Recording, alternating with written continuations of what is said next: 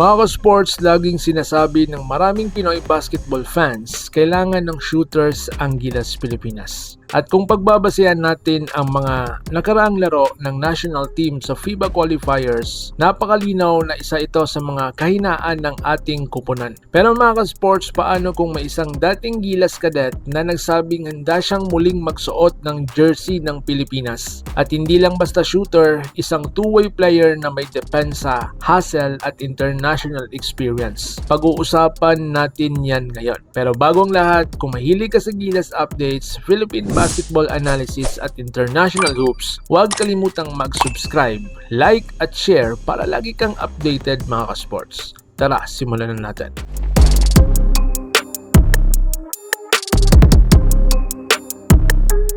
Mga ka-sports, pusong Pinoy ni Brownlee. Matapos ang laban ng Gilas kontra New Zealand at Australia, nagbigay ng pahayag si JB tungkol sa ipinakitang laban ng team. At ayon mismo sa kanya, buong puso nilang ipinakita ang pride ng bawat Pilipino sa bawat laro. Para kay JB, hindi lang basta basketball ang laban kapag suot niya ang jersey ng Pilipinas. Isa itong laban para sa dangal at pagmamalaki ng bansa. At totoo man, sa mga nakaraang taon, kitang-kita kung paano niya ibinigay ang lahat sa court para sa Gilas. Pero kung susuriin natin ang mga laro, kamakailan lang, hindi rin naging perpekto ang performance ng team. Halimbawa na lang sa laban kontra New Zealand Tall Blacks kung saan nahirapan si Brownlee dahil sa maigpit na depensa. Sa katunayan, 4 lang na puntos ang kanyang naitala sa larong iyon. Isang bagay na bihirang mangyari sa isang player na madalas magbuhat ng opensa para sa Gilas. Gayunpaman, ipinakita rin niya ang tunay na ugali ng isang veterano. Sa sumunod na laban kontra Australia, bumawi siya at muling ipinakita ang kanyang kalidad bilang leader ng team. Ipinakita lamang nito na kahit may mga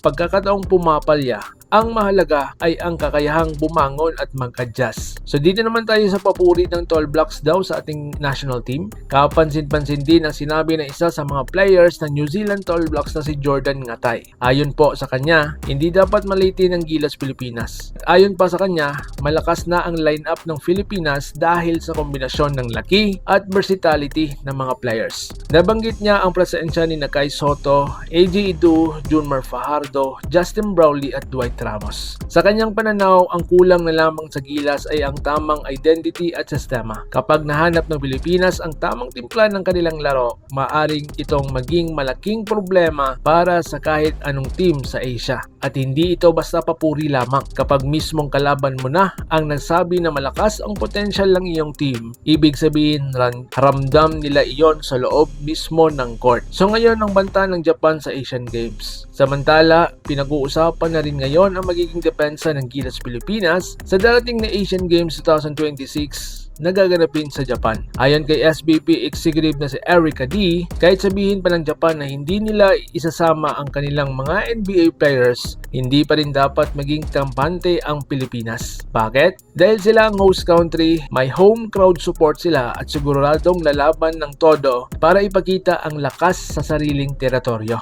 At kung sakaling sumama sa lineup ang mga NBA players tulad ni Rui Hachimura, Yuki Kawamura, biglang tataas ang antas ng kanilang team. Kaya malinaw sa Asian basketball ngayon, wala nang pwedeng maliitin. So dito naman tayo sa isang malaking problema, 3-point shooting. Pero kung may isang bagay na dapat pagtuunan ng pansin ng Gilas Pilipinas, iyon ang 3-point shooting. Sa mga nakaraang FIBA Games, kapansin-pansin ang mababang 3-point percentage ng national team. At sa modernong international basketball, napakalaki ng epekto ng outside shooting. Sa katunayan, madalas ang team na mas mahusay sa tres ang nananalo sa FIBA Games. Isang magandang halimbawa ang nangyari noong FIBA World Cup laban sa China, kung saan nagsunod-sunod ang tres ni JC or mas kilala nating Jordan Clarkson. Sa loob lamang ng ilang minuto, mabilis lumaki ang lamang ng Pilipinas at kasabay nito, mabilis ding bumaba ang moral ng kalaban. Ganito kalaki ang impact ng 3-point shooting sa international basketball. So dito naman tayo kay Kenneth Taft Toffen posibleng solusyon? At dito pumasok ang pangalan ng isang player na mabagal ng sinubaybayan ng ilang Pinoy fans, si Kenneth Toffen.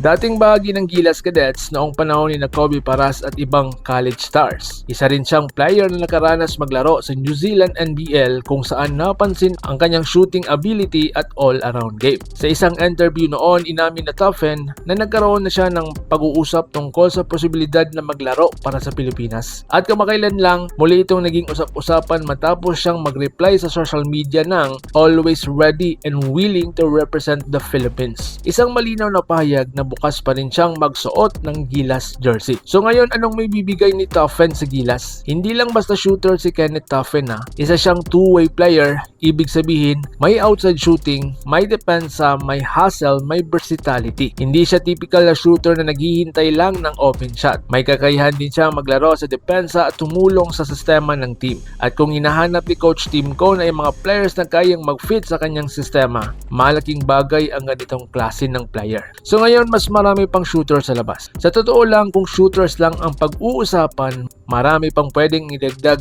na pool ng mga players. Kasama na rito ang mga pangalan tulad ni Matthew Wright, Jordan Hedding, Ray Parks Jr. at Kenneth Toffen. Lahat sila ay may kakayahang magbigay ng spacing at outside scoring sa national team. At sa modernong FIBA basketball, napakahalaga ng ganitong klase ng players. Hindi naman ibig sabihin na may matatanggal sa team ha. Kadalasan sa international teams, umiikot lamang ang players depende sa tournament at kondisyon ng team. Sa ngayon mga sports, malinaw na malaki na ang potential ng Gilas Pilipinas. May laki sa ilalim, may versatile wings, may leadership mula sa mga veterano tulad nila Brownlee. Pero kung gusto nating magipagsabayan sa pinakamalakas na team sa Asia at sa mundo, kailangan din nating pagtuunan ng pansin ang outside shooting. At kung may mga players na handang tumulong at magsuot ng jersey ng Pilipinas tulad ni Kenneth Toffen, baka panahon na rin para bigyan sila ng pagkakataon. Dahil nga sa international basketball ngayon, isang bagay lang ang sigurado. Kapag nagsama ang pusong Pilipino, tamang sistema at lethal shooting, ibang klase ang magiging Gilas Pilipinas. Like, share, and subscribe at pahit ng bell para updated tayo pareho sa mundo ng basketball world. Laban Pilipinas puso, so paano? Ingat po kayo.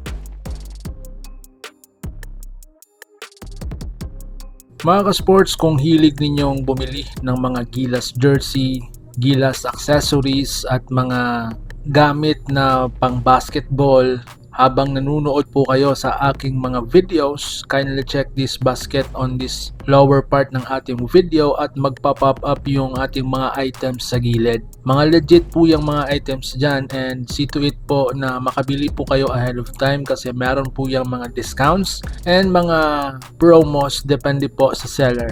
And also, kunting suporta din as a content creator po. Salamat!